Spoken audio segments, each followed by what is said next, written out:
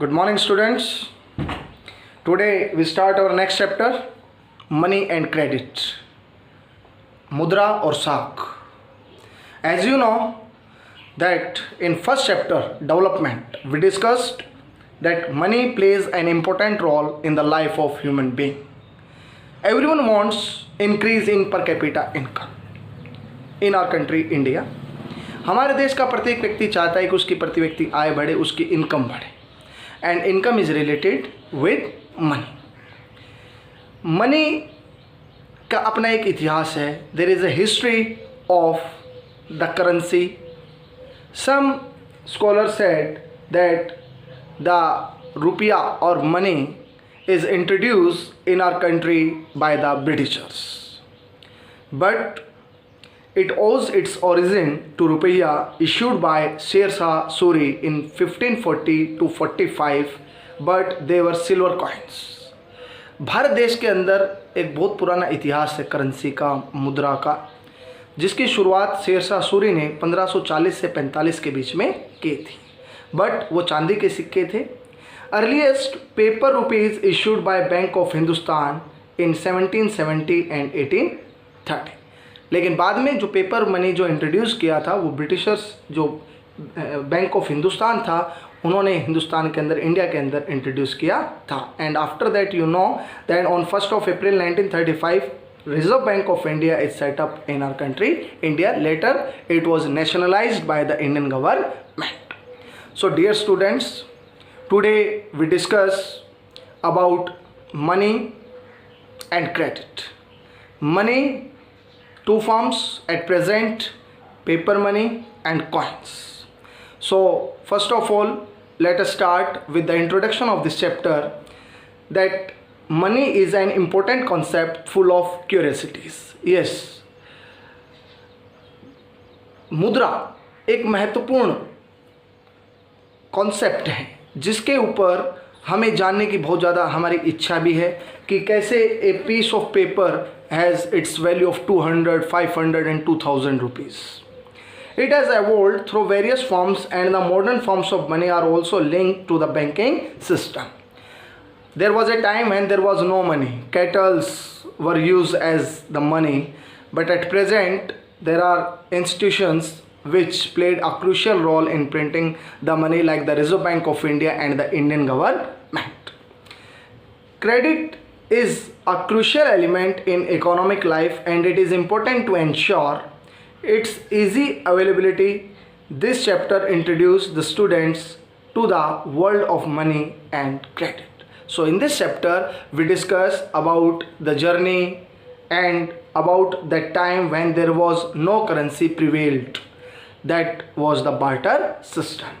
So there are various uses of money in our daily life. We use money to purchase goods and services. हम कोई भी वस्तु और सेवाएं खरीदते हैं तो हम उसके लिए पे करते हैं, और पे किसके अंदर किया जाता है? इंडियन करेंसी, जो हमारा इंडियन रुपी है, उसके अंदर करते हैं. People put their surplus money into banks to earn profit.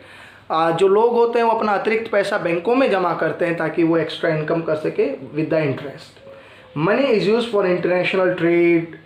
Money is used, you know that money is the active factors of production, working factor of production, and money is also used to create wealth. So these are the important uses of money in our daily life. So first concept of this chapter, we are starting here, money as a medium of exchange. Money acts as an intermediary in the exchange process, and hence it is called medium of exchange. We purchase so many goods from the market. हम बहुत सी वस्तुओं को बाज़ार से खरीदते हैं, और इसके लिए हम क्या करते हैं? पे करते हैं. हम प्राइस उसका जो है वो पे करते हैं, जो हम अपनी करेंसी के अंदर करते हैं. तो मनी जो है वो medium of exchange, it means वस्तुओं के आदान प्रदान के बीच में एक इंटरमीडिएट क्या करता है? रोल प्ले करता है. It is most important function of money. Following points are important in this context. In our daily life, goods and services are bought and sold with the use of money. हम अपने प्रतिदिन जीवन में अनेक वस्तुओं को खरीदते हैं, बेचते हैं, तो किससे करते हैं? किसका यूज़ करते हैं? हम मनी का यूज़ करते हैं. Prices of all commodities and services can be expressed in terms of money, as you know, MRP, maximum retail price. तो हर कमोडिटीज़ के ऊपर उसका एक क्या होता है? मनी प्राइस होता है, जिस पर हम उसका भुगतान करके उस वस्तु को क्या करते हैं? खरीदते हैं, या हम उसे क्या करते हैं? सेल करते हैं. This also facilitates the process of exchange through money. A person holding money can buy the goods and services according to his or her wish and requirements. एक व्यक्ति के पास जितना पैसा होता है उस पैसे से वो अपनी इच्छा के अनुसार, अपनी आवश्यकता के अनुसार बाजार से क्या कर सकता है, सामान खरीद सकता है. Money has eliminated the problem of double coincidence of wants found in the barter system of exchange. Money has eliminated the problem of double coincidence of wants. It means that when there was no use of money at that time, a system was prevailed, that was the barter system. वस्तु विनिमय, और वस्तु विनिमय का एक most important part था आवश्यकताओं का दोहरा संयोग, जिसको डबल कोइंसिडेंस ऑफ वांट्स कहते हैं. इसको ख़त्म करने में जो सबसे क्रूशियल, जो इंपॉर्टेंट रोल रहा है, वो किसका रहा है? मनी का रहा है, पैसे का रहा है. So let us start that what is barter system. So, barter system and problem of double coincidence of wants. Barter system of exchange prevailed before the evolution of money, and in this system goods were exchanged for the goods. So what is barter system? What was barter system? वस्तु विनिमय क्या था? वस्तु के बदले वस्तु का आदान प्रदान करना क्या कहलाता था? barter system कहलाता था. This system was prevailed in the Indian society when there was no currency, no money introduced by the government. So double coincidence of wants means when both parties, buyer and seller, have to agree to sell and buy each other commodities. That is double coincidence of wants. In the barter system, the important concept, that is double coincidence of wants. And in this system, both buyer and seller, खरीदने वाला और बेचने वाला अपनी वस्तुओं को exchange करने में जब एग्री हो जाते हैं, उसी स्थिति को हम क्या कहते हैं? आवश्यकताओं का दोहरा सहयोग कहते हैं, डबल कोइंसिडेंस ऑफ वांट्स कहते हैं. सपोज कीजिए एक शू मेकर है, और शू मेकर को क्या चाहिए? ग्रेन्स चाहिए खाने के लिए, उसको व्हीट चाहिए. तो बार्टर सिस्टम में वो क्या करेगा? वो एक ऐसे फार्मर की सर्च आउट करेगा जिसके पास सरप्लस व्हीट हो, लेकिन उस फार्मर की नीड क्या होनी चाहिए? शूज़ होना चाहिए. अगर शू मेकर और फार्मर दोनों एक पॉइंट पे मिलते हैं and both are agree to exchange their goods between them, that is known as double coincidence of wants. So if a shoe manufacturer needs wheat, then he would have to search for a farmer who has wheat but needs shoes. तो उसे एक ऐसे किसान की तलाश करनी है जिसके पास सरप्लस व्हीट भी हो और जिसकी ज़रूरत क्या हो? जूते भी हो. अगर शूमेकर को अनाज चाहिए, गेहूं चाहिए, तो उसे एक ऐसे किसान की ज़रूरत है जिस किसान की ज़रूरत जूते हों और जिसके पास क्या हो? सरप्लस व्हीट हो. अगर वो किसी पॉइंट पे मिलते हैं, इसी को क्या कहा जाता है? डबल कोइंसिडेंस ऑफ वांट्स कहा जाता है. Exchange of wheat by the shoes, it was known as barter system, but this complicated the exchange process. Why? Because it is very time consuming method. ये जो तरीका है काफ़ी क्या करने वाला है कि जो समय है वो लेने वाला है, क्योंकि इसमें काफ़ी बार कॉम्प्लिकेशंस आ जाते हैं कि किस प्रकार से वस्तु विनिमय का सबसे कठिन जो परिस्थिति होती है वो आवश्यकताओं का दोहरा सहयोग होता है, क्योंकि काफ़ी ये टाइम कंज्यूमिंग होता है और इसमें काफ़ी लेबर लगता है, श्रम की ज़रूरत होती है, क्योंकि सर्च आउट करना it was not an easy task. ये कोई आसान कार्य नहीं था. Now we discuss modern forms of money. we are discussing here about the modern forms of money. Today at present we have in two forms of modern money. One is paper notes and one is coins. आज वर्तमान में हमारे पास दो currency है. एक paper currency है जिसको RBI क्या करता है? इशू करता है, प्रिंट करता है on the behalf of the Indian government, and these are minted by the Indian government. This is a piece of paper. 17 languages are written on it, and there is the picture of Mahatma Gandhi, and the most important thing, that the sign of governor. It is just a piece of paper, but its cost value is 200 rupees. Why? Why it is accepted by the shopkeepers and in transaction in our daily life? Because it is issued by the Reserve Bank of India on the behalf of the Indian government.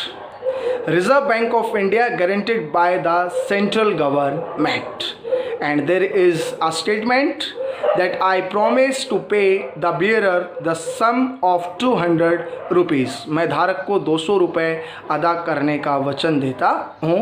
and issued by the Reserve Bank of India, which was set up on 1st of April 1935. This is the symbol of Indian currency, rupees, and this symbol was made by D Uday Kumar, एक IITian जिन्होंने ये symbol 2000 ये symbol आज हमारे हर Indian currency के ऊपर आप आसानी से देख सकते हैं. डी उदय कुमार जो एक IITian थे, उन्होंने इस सिंबल को डिज़ाइन किया था 2010 के अंदर, एंड आफ्टर दैट ये हमारे इंडियन करेंसी के ऊपर छपने लग गया था. So let us start with the modern forms of money. Before the introduction of coins, a variety of object was used as money. Since the very early age, Indian used grains and cattle as money. जब paper currency और जो coins नहीं आए थे, तब kettles, पशुओं को और अनाज को एज ए मनी के रूप में क्या किया जाता था, यूज़ किया जाता था. पहले गाँवों के अंदर जो दुकानदार होते थे, शॉपकीपर्स होते थे, क्या किया जाता था कि एक थोड़ा सा गेहूँ लेके जाया जाता था, वेट करते थे दुकानदार, शॉपकीपर्स जो होते थे, और उसके बदले में जो सब्जी चाहती थी या कोई भी आपको कमोडिटी चाहिए, आप एक्सचेंज करके ले आते थे. ये उस समय की बात है, पैसा था, करेंसी थी. बट पहले जो ग्रेन्स और कैटल्स थे, उसको मनी के रूप में क्या किया जाता था, यूज़ किया जाता था. Thereafter gold, silver, copper coins are use as money. उसके बाद सोने, चांदी और तांबे के सिक्के आए. But at present time we have two forms of money, that is currency. Modern forms of money includes currency, that is paper notes and coins. So हमारे पास दो तरह की आज करेंसी है, एक पेपर करेंसी है और एक कॉइन्स है. Following points are important regarding this form of money. So let us discuss about the present form of money. Modern currency is not made of precious metals such as gold, silver and copper. आज जो हमारे पास currency है वो किसी महत्वपूर्ण धातु, सोने, चांदी या तांबे से नहीं बनी हुई है. Modern currency is not usable like grain और cattle. It is accepted as a medium of exchange because the currency is authorized by the government of India. इस करेंसी का लेन देन के अंदर जो प्रयोग होता है, उसका सबसे महत्वपूर्ण कारण होता है कि इसको इशू कौन करता है. इसको इशू RBI करता है, लेकिन किसके बिहाफ पे करता है, इंडियन गवर्नमेंट के बिहाफ पर करता है. The law legalises the use of rupees as a medium of payment that cannot be refused in settling transaction in India. India की बाउंड्री के अंदर 28 स्टेट्स और 9 यूटीज़ के अंदर आपको कोई भी व्यक्ति रुपीज़ के अंदर ट्रांजेक्शन से मना नहीं कर सकता है, क्योंकि ये कानून है. अगर इसको कोई तोड़ता है तो उसके खिलाफ कानूनी कार्रवाई की जा सकती है.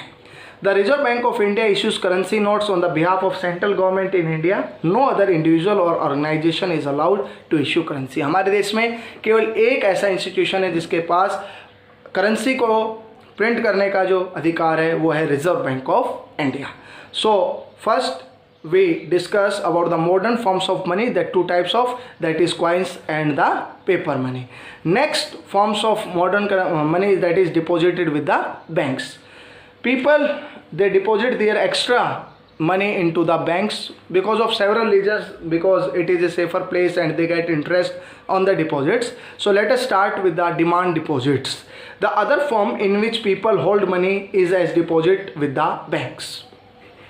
The following points are important in context of this form. Yes, people deposit extra money in banks by opening a bank account so that they can earn interest and avoid the danger of theft. अब लोगों का अपना एक bank account होता है. लोग bank में account इसलिए खुलवाते हैं क्योंकि बैंक एक सेफर प्लेस है as compare to our home, and people they are getting interest on their deposited money. तो दोनों फ़ायदे जो हैं, यही कारण है कि लोग अपना जो सरप्लस मनी होता है वो कहाँ पर रखते हैं, बैंक्स के अंदर रखते हैं. The money can be withdrawn as many times as desired by the depositors. जितनी बार जो डिपॉजिटर जमा करता है, जितनी बार चाहे वो अपने खाते से क्या कर सकता है, रुपए निकाल सकता है. Since these deposits are withdrawable on demand, therefore they are referred to as demand deposits. ये जो पैसा होता है जो बैंक में जमा होता है, इसको हम डिमांड के अनुसार क्या कर सकते हैं, निकलवा सकते हैं अकाउंट से हम. तो इसीलिए इसको क्या कहा जाता है, डिमांड डिपॉजिट्स कहा जाता है. Demand deposits also offer the facility of withdrawing money or making payments through checks. अब डिमांड डिपॉजिट्स में आपका एक बैंक में अकाउंट है, आपको एक चेकबुक क्या किया जाता है, प्रोवाइड कराया जाता है बाय द बैंक्स, और जो चेक होता है आप विदाउट कैश के क्या कर सकते हैं, मनी का ट्रांजेक्शन कर सकते हैं। ये आपका कुछ चेक इस फॉर्म में होता है। ये पहले जो 6 डिजिट होते हैं ये चेक नंबर होते हैं। कभी भी आप बैंक में जाएं और कोई भी चेक अगर आप डिपॉजिट करते हैं तो सबसे पहले या तो आप एक फ़ोटोकॉपी अपने पास रखें, या ये चेक नंबर आप क्या करना है, आप अपने पास सेव लिख कर रखें, राइट डाउन करके लिखें। अब यहाँ पर पे टू मिस्टर प्रेम कुमार, यहाँ पर डेट होती है, यहाँ पर स्पेसिफिक अमाउंट ऑफ मनी होता है। Mister Sachin is instructing the bank to pay 57,000 to home Mr. Prem Kumar, and there is account number and the name of banks, भारतीय स्टेट बैंक। तो चेक एक पीस ऑफ पेपर होता है जिसमें जो धारक होता है, जिसका बैंक में खाता होता है, वो बैंक को इंस्ट्रक्ट दे देता है कि स्पेसिफिक अमाउंट ऑफ मनी उस व्यक्ति को दे दिया जाए जिसके नाम पर क्या हुआ है, चेक इशू हुआ है। A check is a paper instructing the bank to pay a specific amount to the person in whose name the check has been issued. The facility of checks against demand deposits make it possible to directly settle the payment without the use of cash. आज लोग बिना cash के use किए check के द्वारा क्या कर सकते हैं, पेमेंट कर सकते हैं, and it is very easy process. ये काफ़ी आसान प्रक्रिया है क्या करने की, जो ट्रांजेक्शन सेटलमेंट होते हैं वो करने की। Since demand deposits are widely accepted as a means of payment, therefore they constitute money in the modern economy. Next concept, that what are the advantages of depositing money in the banks? Why people they keep their extra money with the banks? It is a safer place to keep money as compared to the house. अब bank एक safe place है as compare to working place और our houses. People can earn interest on the deposited money. जो पैसा धारक जमा करता है, जमा करने वाला जो व्यक्ति होता है, उसको उस जमा पैसे पर भी क्या मिलता है, ब्याज मिलता है। People have the provisions to withdraw money as and when they require. At present, you know about ATM, checks. There are several facilities which are providing by the banks to the account holder to withdraw money from the banks. People can also make payments through checks. और लोग जो है check के माध्यम से भी क्या कर सकते हैं, पेमेंट कर सकते हैं। So all these facilities are providing by the banks. So my dear students, today we discuss about the money, about the barter system, problem of double coincidence of bonds, and the paper money and the coins. Thank you and have a nice day.